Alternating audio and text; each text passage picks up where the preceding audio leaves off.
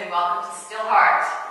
It's a lovely afternoon, and thank you for coming out and being inside on a beautiful day like this. I'm Debbie Gisonni. I'm the CEO here at Still Heart.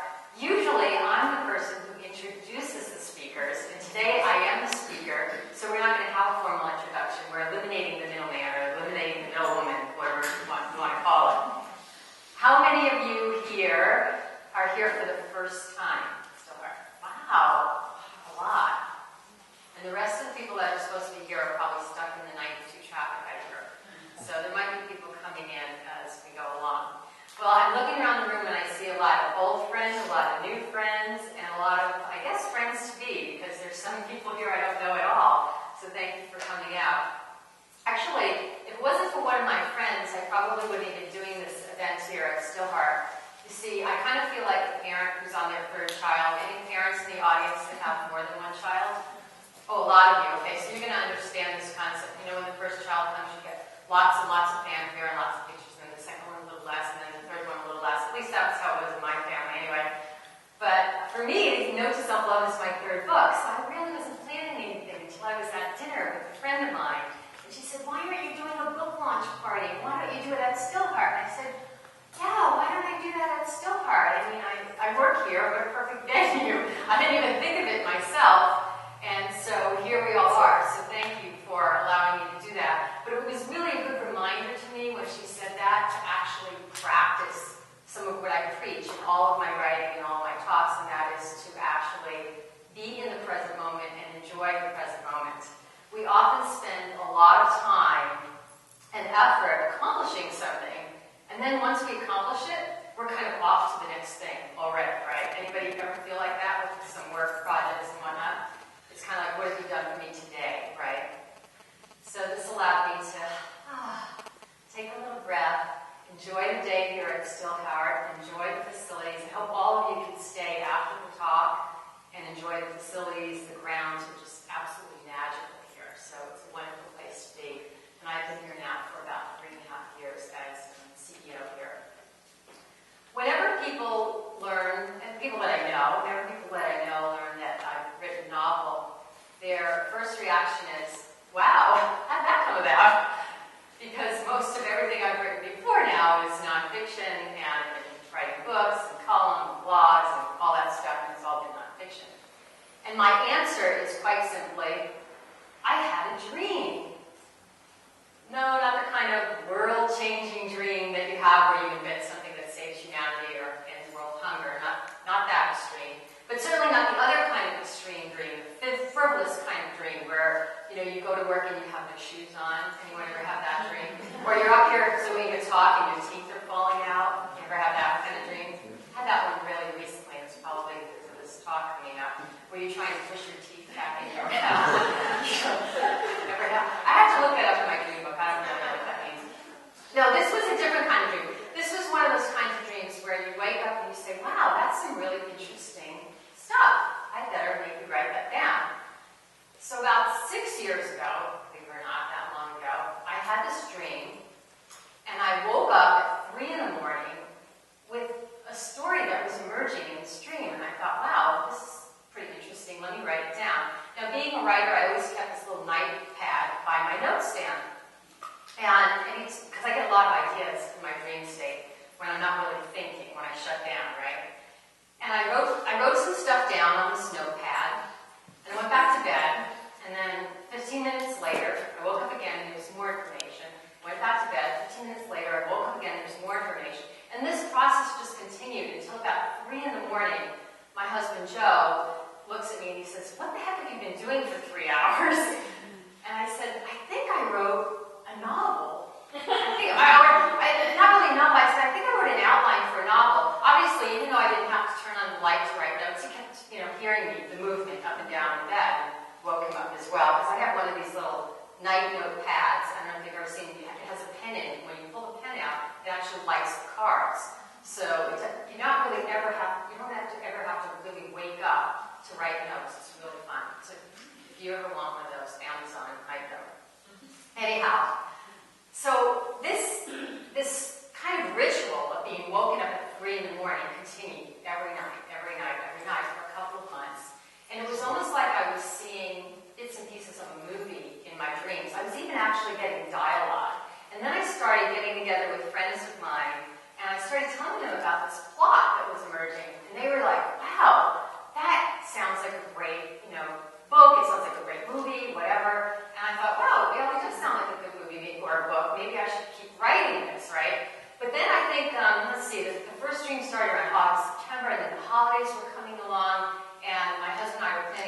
to London that year, and the holidays were coming along, and I was exhausted because I wasn't getting any sleep any night, right? I was waking up at 3 in the morning. It was like this ritual every morning, 3 in the morning. And so one night, I stood up in bed, or I sat up in bed, and I said, look, who's ever giving me this information, you got to stop it because I need to get some sleep during the holidays. I need to get through the holidays, and I need my sleep. I really do need like 8 hours of sleep a night. And all of a sudden, miraculously, it just stopped, just like that. Be careful what you're asked for, right? Until January 2nd. Then it started up again. So I got this little reprieve. So be careful what you ask for, right? I shouldn't ask for a longer reprieve, right? But I said through the holidays, I got through the holidays. It started up in January again. And I started, with these little notes. I kept putting these notes in this big envelope without any order to them or anything. I just kept putting them in an envelope. And then sometime in the first quarter of that year, I decided, well, let me take all the note cards out and sort of separate them and see what this looks like. Is there a plot here? Is there a timeline? I wrote a timeline. And then I thought, wow, I'm not really used to writing fictional stories. I better find out a little bit more about these characters I'm writing about. I really want to know what they're about. So I developed a character form or profile where I really got deep in these character heads to really find out who they were and what made them tick and what did they look like and where they go to school and all that. And then after all that, it was really easy to write the book. Then it came together really, really fast. And it was about probably a year after I started, year after the first dream, that the book was done. So that was 5 years ago. Now I know what you're thinking. What happened in the next 5 years? Why are we celebrating this now? Well, life just happened. At first I was looking at teaming up with an agent, and that didn't really work out. Then my friends, who kept saying to make a great movie, kept saying, well, why don't you write a screenplay? Now, I didn't know anything about writing a screenplay. So I said, well, maybe I should try to learn how to write a screenplay. So I learned how to write a screenplay, and then I wrote the screenplay for it.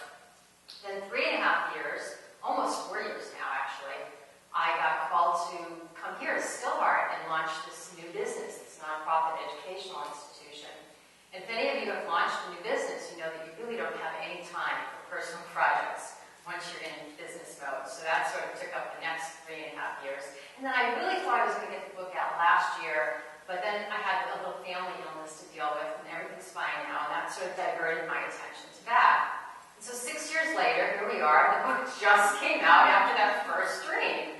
So what's the moral of this story? Well, the lesson, I think, is that books like children get born when they're supposed to be born, and I guess Note to Self-Love was supposed to be born in 2013.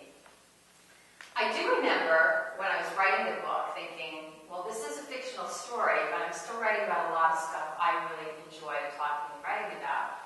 And I do believe that writers write about what they know and what they have a passion for, right? And there's about 5 overarching elements in this book that I know really well and I have a passion for and I've been writing about for a long time.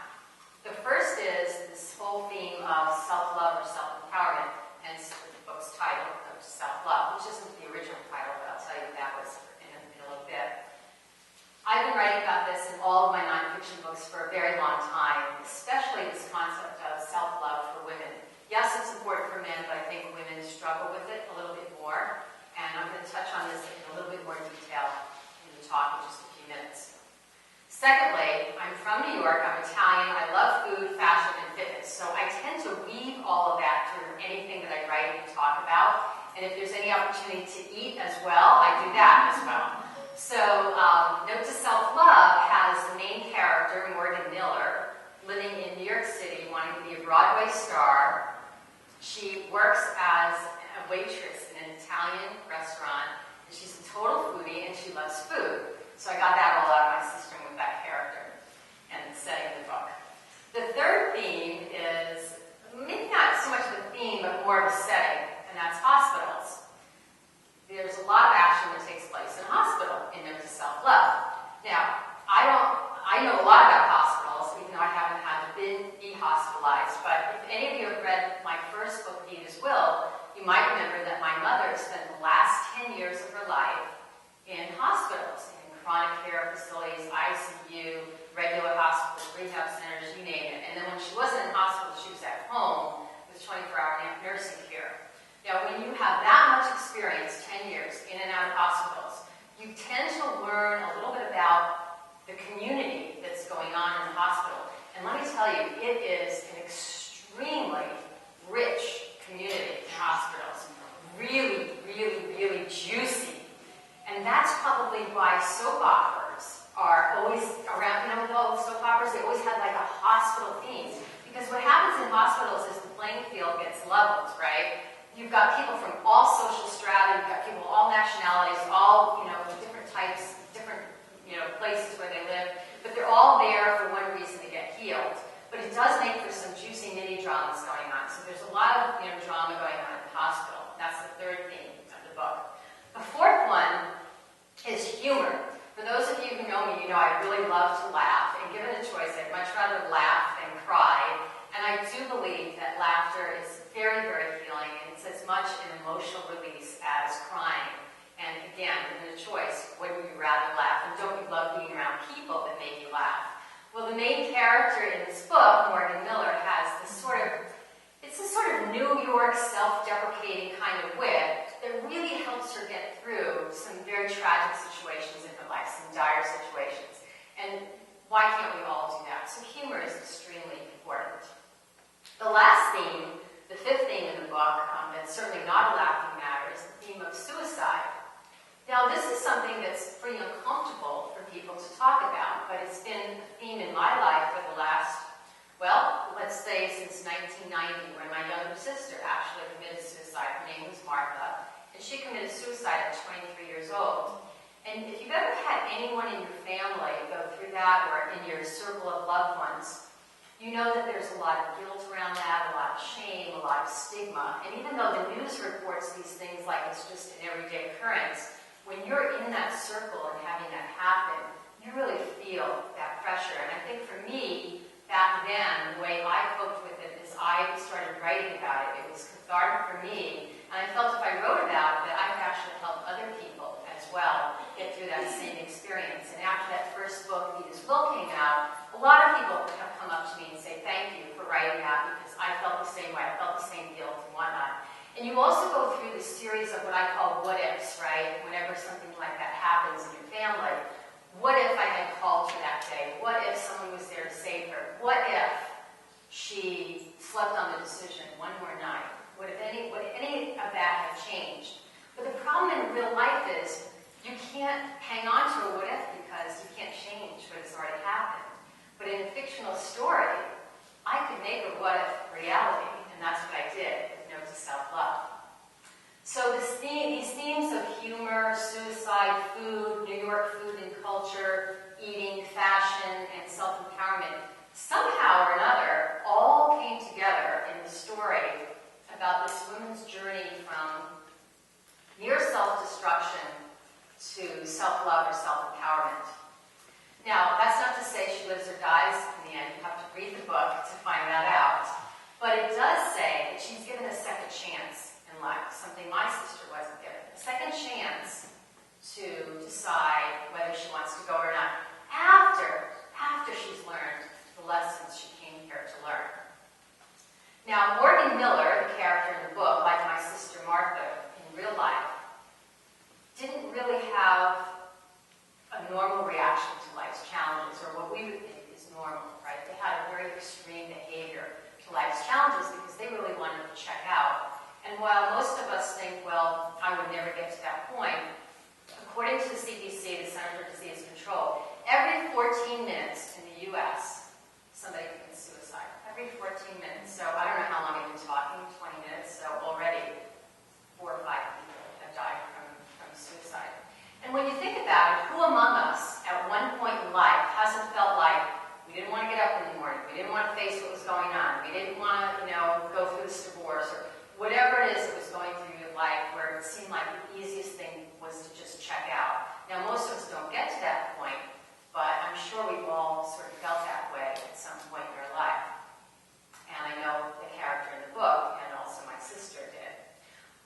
But that's because life tests us. Life tests us constantly. Life is a roller coaster of ups and downs and deaths and rebirths.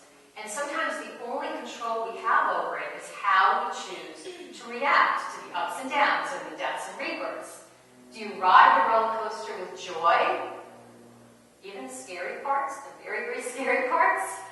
Or do you attempt to jump off midair as soon as something happens that's not, right, or it doesn't feel good to you, before the roller coaster comes to a complete stop? That's the choice that you have to make. Now, I believe that the key to having a happy and fulfilling life is to, sounds very zen, be one with the roller coaster. Let me explain. You may notice you're up and down, but your emotions aren't going with it. You're not having extreme emotions one way up or down, and you're staying neutral and balanced. Yes, sometimes you have to grip really hard to hold on, but you hold on. You don't jump off. You hold on because you know at the end of the next hill or around the turn, there's going to be a straighter way. You're going to be able to pause and take a deep breath, because what goes up and down has to constantly go up and down. That's just a series of life. The trick is to stay as neutral and balanced as you can throughout all of this. And I want to draw this for you to explain. Suppose I take a lot here. Let's say this is your life. Sounds like a show, right? So here you are going through life. This is your life. And this is what happens in life. Woo! Woo! Okay. So, what happens here, this is the unpleasant zone. Let's just call it that. And this could be anything from trivial unpleasantries to tragic. Trivial could be something like you stepped in dog poop on the way to work, and then you tracked it through your car in your office, and you didn't realize it until 3 hours later. The reason why that's fresh in my mind is because it happened to me 2 weeks ago here at Stillhart. Thankfully, I have this great housekeeping department, and they scrubbed my shoes and whatever. So anyway, that would be an example of trivial. Yeah, it's unpleasant, you get over it, why not? Tragic might be, you lost a loved one, you're going bankrupt, divorce, something, whatever. Either way, down here, there's a lot of sadness. Normally, though, people get out of that sadness. They kind of jump out of it. If you don't jump out of it, you get attached to the emotions, it leads to self-destruction.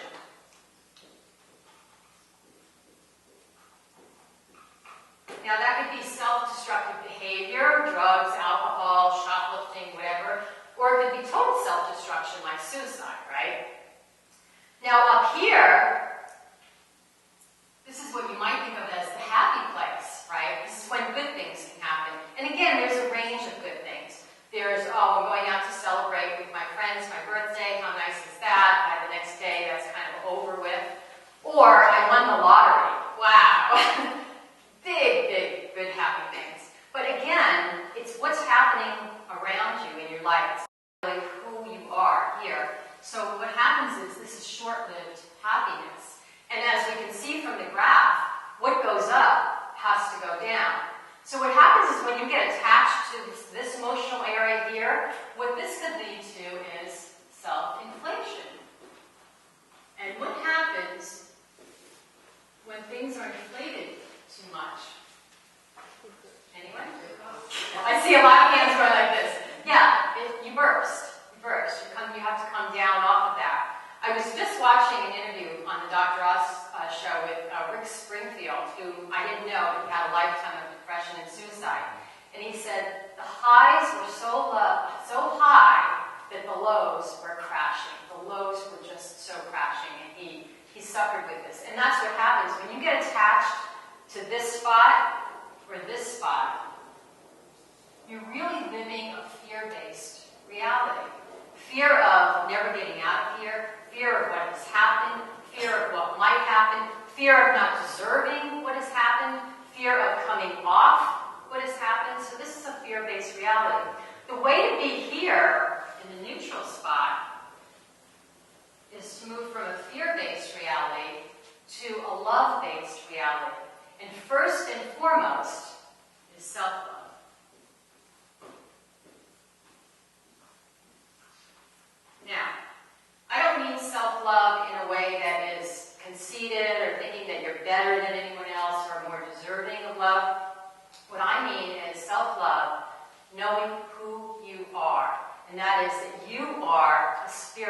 word, this spirit right here, this line, having an earthly experience. When you know that, it's easy to look a little bit differently at yourself. It's easier to love yourself. But until you realize that, it's very difficult to love yourself, and it's difficult to love other people as well, fully and unconditionally. And I'm not talking about just a romantic relationship. I'm talking about any kind of relationship in your life. Until you get to self-love. It's kind of like that airline announcement, put on your oxygen mask before you put on your child's. And at first you think, well, that's kind of selfish. I want my child to live. But if you conk out before your child, then where's your child going to be? Your child's going to conk out too. And it's the same thing with self-love. You have to really recognize who you are, the spirit. And who you are is not what you're going through in life. It's who you are, and you are a spirit. That's the most important lesson about self-love. And what happens here is this is where you get centered. So besides giving the reader what I hope, and so far I've heard, is an entertaining story for you to read, I really, really, really wanted you to know how special and unique and deserving each and every one of you is and your lives are, no matter what you're going through. I wanted you to know that no matter what is happening in your life, that you can always circle back to self-love. That's always an opportunity, a choice. And when you do that, guess what? Then you get to center. Then you're able to connect to center. This is what we talk about a lot in meditation, right? Centering. That's where you find your self-love. And you know the best part about connecting to center is, once you connect to center, you really realize that you're not alone in this world, and that you are connected to all there is in the universe. And all there is in the universe is love. That's what the universe is made of. That's what you are made of. Pure, simple love.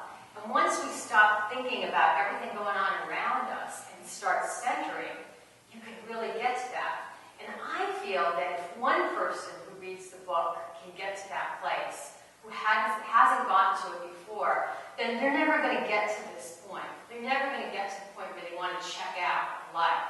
And they're never going to be at the top of their mountain with their trophy and no one to share it with because they've alienated everyone or they've started self-destructive behavior. I truly believe that we came here as spirits to experience life and to be happy in life. You know, when I give my talks on the goddess of happiness, which is one of my other books, I say, did you know the purpose of your life is to be happy? No matter what's going on around you. Because what's going on around you has nothing to do with what you can grab from inside of you.